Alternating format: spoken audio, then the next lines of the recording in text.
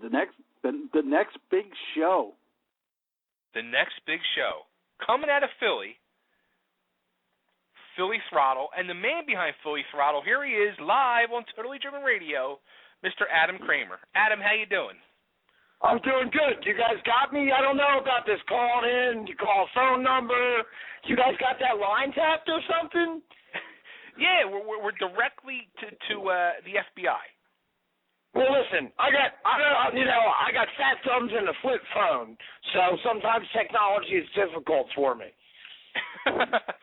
Well, you're good, you're loud, you're live, you're clear, and you're on Totally Driven Radio. And now you're on TV. Yeah, I know. Can you believe it?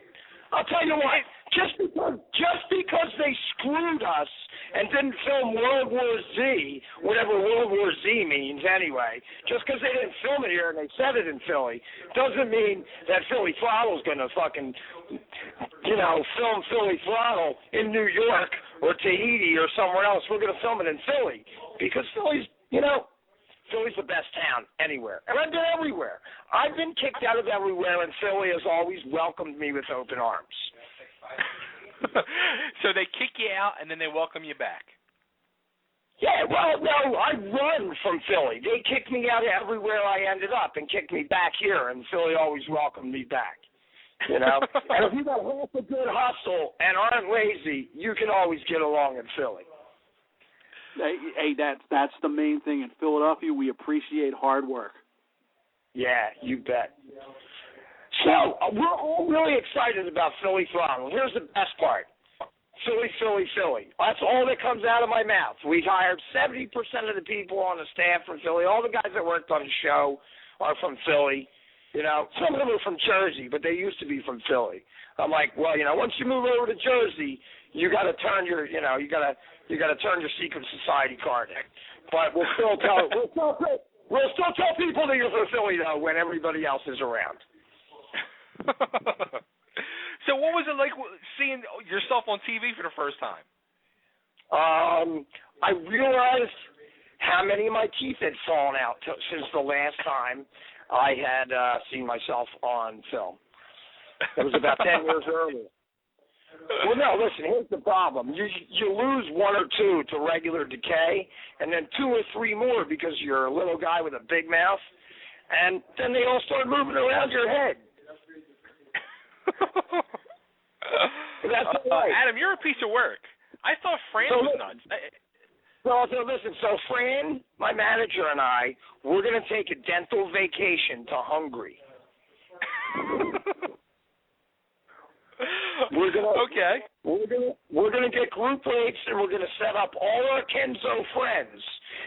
You know how I know that they invented the toothbrush right very close to where my shop is? Because if they had invented it anywhere else, they would have called it a teeth brush. So what I'm going to do is I'm going to round up all my boys from the neighborhood, and we're going to have one of those all-inclusive dental tours to Hungary. I swear to the Rocky statue that I'm telling the truth. I like that. Swear to the Rocky statue. So how many episodes are we going to see of you guys?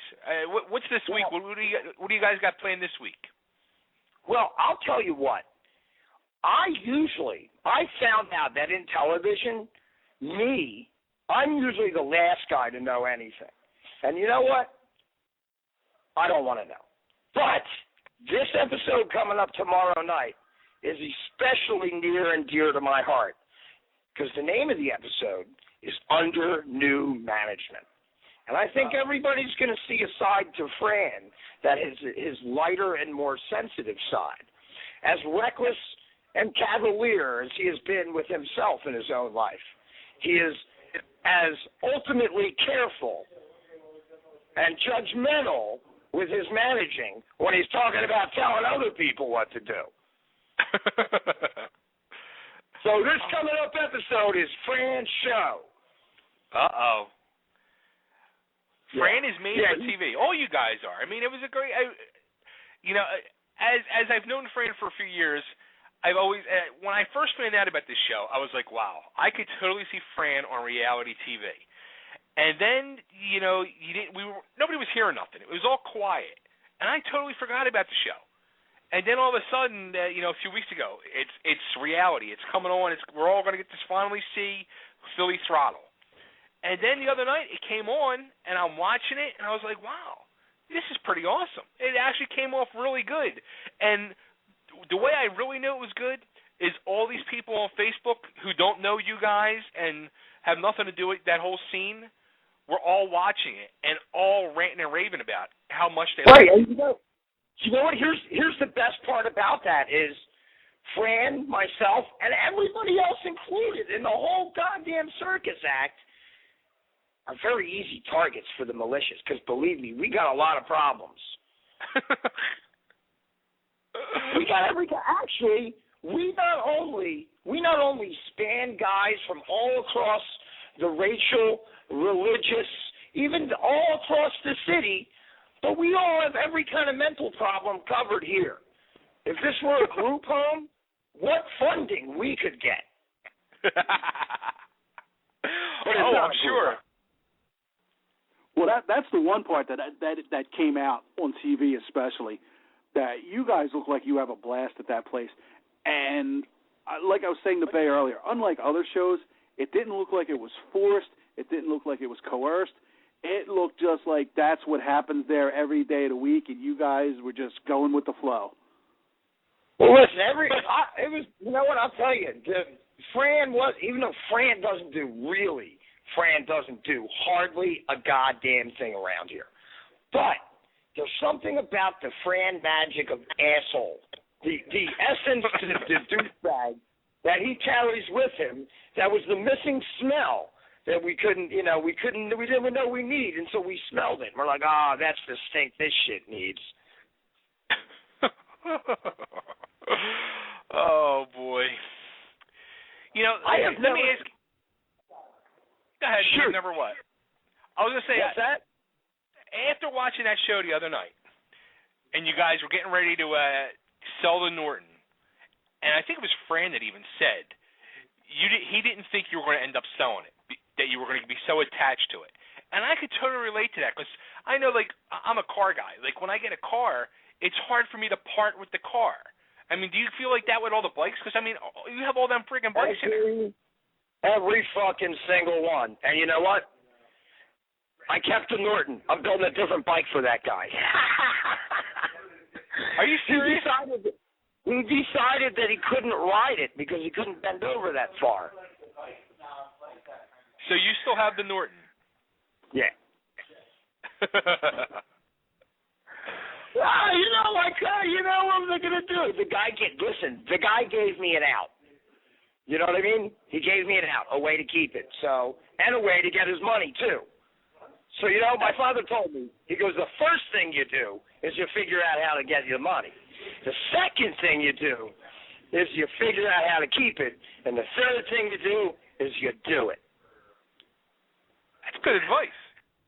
That is good advice. I should have never followed it because every time I got money, I was like, I don't know what I'm going to do with it. I'm going to party. Not anymore, dude. You know what's funny? I don't. It's amazing. I owe my success actually to my wife, I believe, because the minute I knocked her up, my desire to get loaded disappeared. You know what I mean? And then that happens to a lot of people though, and that's good. It's like almost the reality of like, it's time to like be responsible and grow up. Well, the best part of it is though, because it's a crapshoot. How do you know you can really do it? You know what I mean? Right. And you just do, because you can't do it halfway.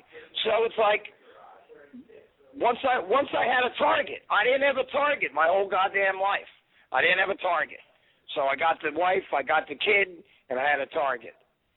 And I certainly didn't want to have to go get another job, so that's why I'm doing this. So what does your wife think of the whole show and all? She excited? Well, I'll tell you what. She's a very, very conservative, demure Japanese woman. And I said, so what do you think, babe? And I'll tell you what, sometimes I feel sorry that woman married me. Although I love her dearly and she loves me, she deserves someone that talks a hell of a lot less than me.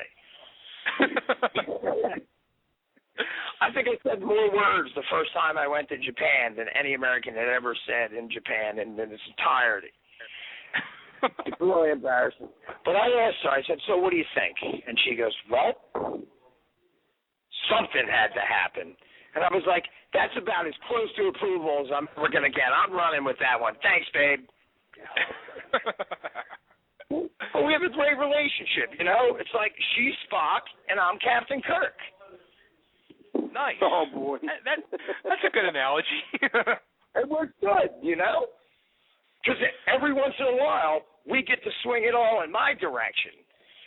Every once in a while, I got to wake up on a Saturday morning, go to Target, IKEA, Bed Bath & Beyond, all in the same morning. Look at that. How about that? And I know right where you do that at. Yeah, totally, of course. Good old Philly. That's right, good old Philly. It's the trifecta.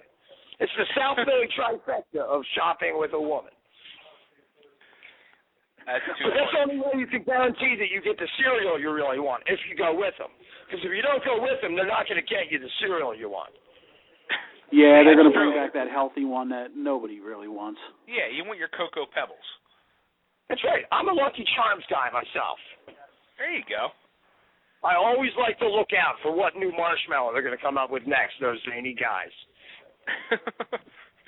Now, how about all these friggin' bikes you got? Like, how many years have you been, like, storing all these bikes and collecting these bikes?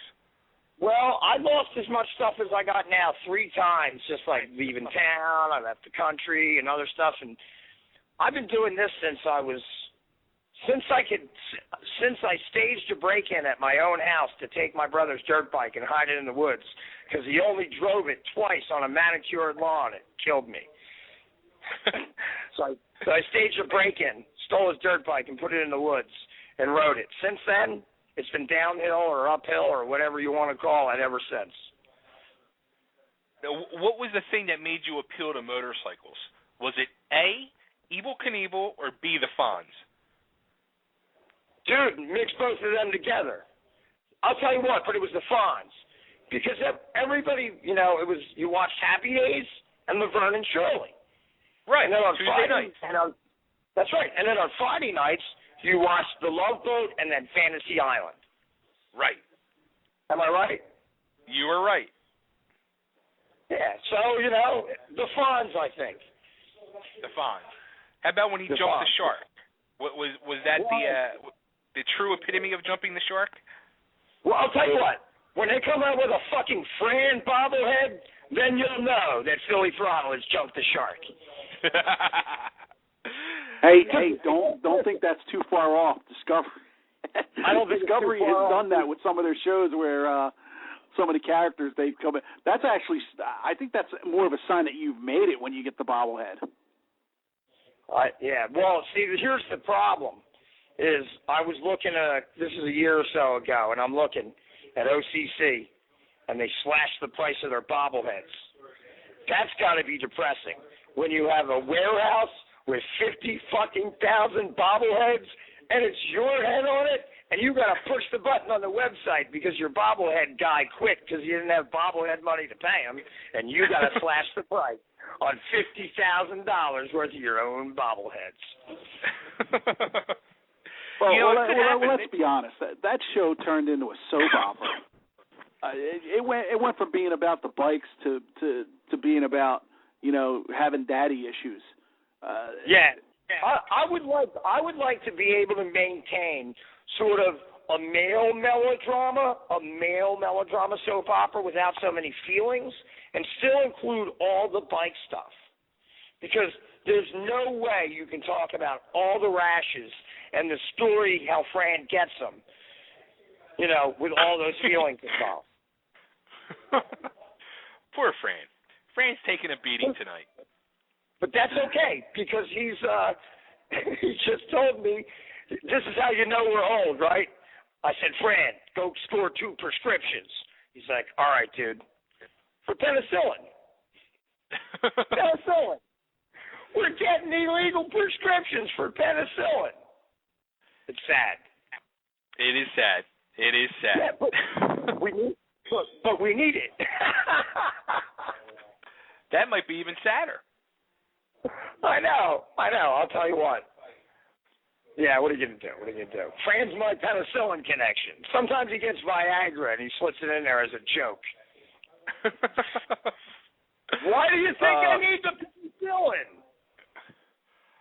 Well, Friday nights at 10 o'clock on Discovery Channel, everybody needs to tune in to Philly Throttle.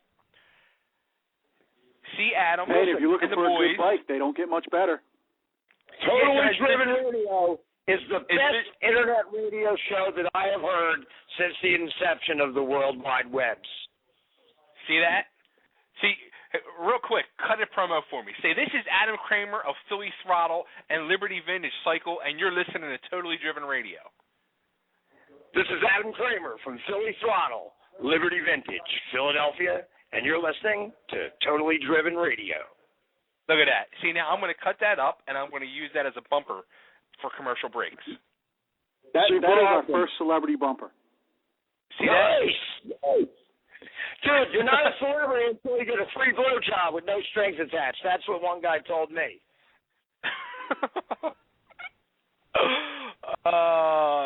So has people coming in now because they're seeing you guys on TV? Are they going to start coming in and business going to boom through the roof over there? Yeah, well, I think what it's going to do, it's going to enable us to pick and choose some good stuff and meet some people who we wouldn't have met and who might not have gotten their bikes done because, who the hell are you going to give this crap to? I might be a freaking nut, but I worked on one of your old no one ever heard of it about 5 times in my life, and I'm pretty sure I know what model that is, What is your favorite bike? What's your all-time favorite bike?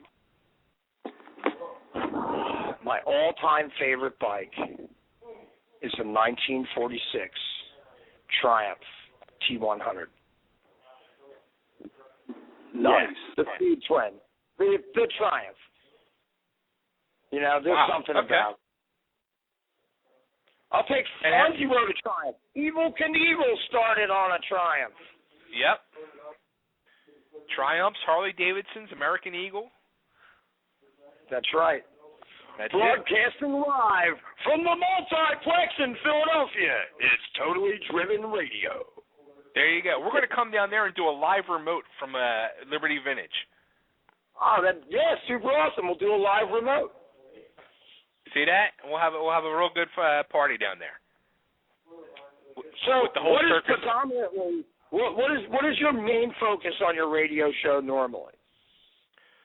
You know what? Every week is different. I mean, before you in the first hour, there's a new comedy show on TBS. It's called Sullivan and Son, and it's a bunch of comedians. We had one of the guys from that show. He called in. We were talking to him for an hour. Nice. Yeah. So I mean, every week is different. Some weeks we have sports people, rock stars, or reality stars. Every week is different. We kind of run the radio show like you run the motorcycle shop. You never know family and whatever happens. It's funny because people call in, and a lot of these shows they'll call in 15 minutes, and they're just going through the motions. With us, you can talk as long as you want, have a good time, say what you want. It's all good. You know what? That's the power of America.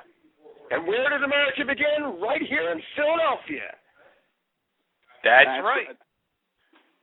Remember, it was the original capital of the United States. We got ripped off. The original capital. I think I'm going to have to start a capitalist movement to make this the capital again, and also the other capitalist movement, make me a little bit of money. So that's my goal. I'm going to start a Philadelphia capitalist moment, and if everybody gives me $1, I'll tell them how. Yeah, you should. How about you run for mayor of Philly? Well, you know what? I guess I could. You want to know why? Apparently, you don't have to have all your taxes paid up. Look at Nutter.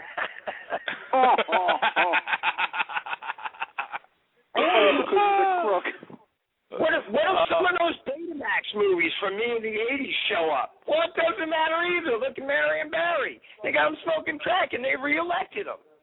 So I'll tell you what, it might just be time for the people to take back the city for the people and have a people's mayor.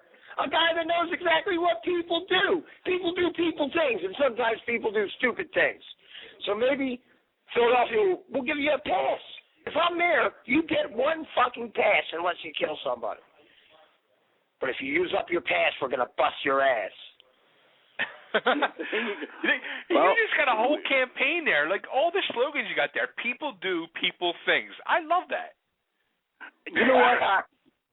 I could see it now.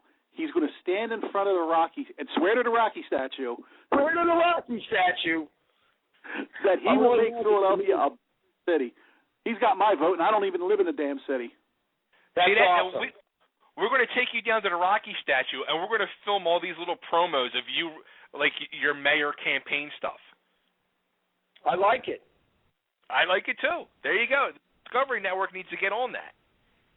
Yeah. That you want to talk about a spin-off show? Adam for mayor. Well, you know what the scary thing is it could possibly happen. Do you want to know why? Because this is America, and despite the fact that you've got a crack plague every 8 years, and a new drug comes out, and all the white kids turn into fucking dope heads. And then you have a new machine gun that comes out, and all of the ghetto gets mowed down. That shit happens in Philadelphia. But you want to know what? It's a hell of a lot better than anywhere else in the world. Because we can count on our government to screw us regularly the same amount every time. So this is America, where anybody can be mayor, and anybody can be president. We've just seen that in the recent election. Anybody can be president. So I think I could be mayor. I think you could. I think you could. I might actually vote. I'm gonna have to get somebody to organize that one for me.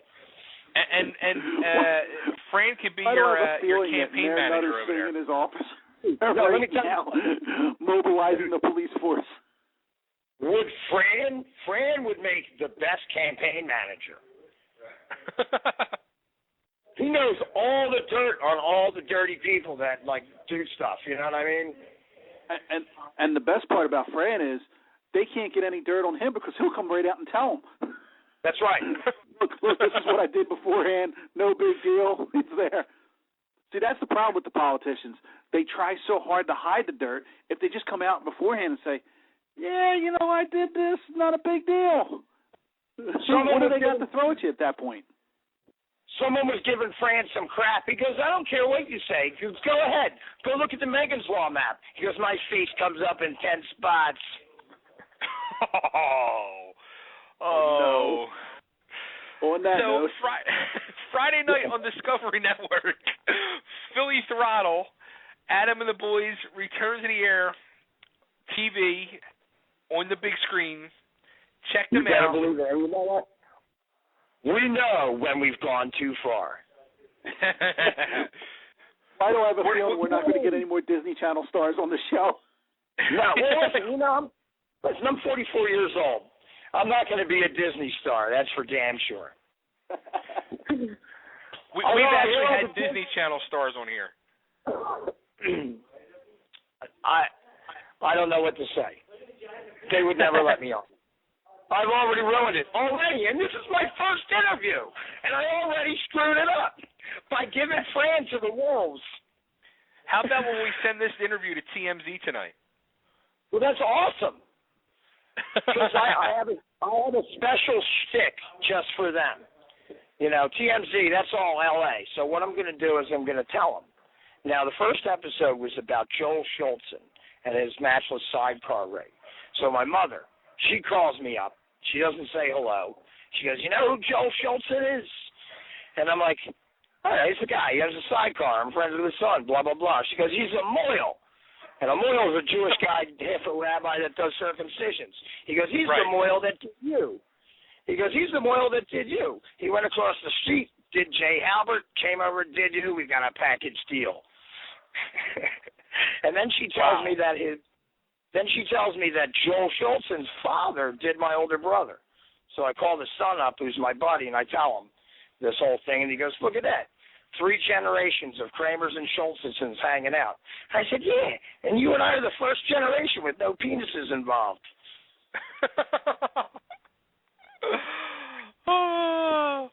Alrighty. So that's all I got, guys. Thanks for giving me the opportunity to hang myself. No problem. Thanks for calling in, Adam. Good luck with everything. Hope the show takes off for you guys. And we're going to come down on a field trip one day and visit.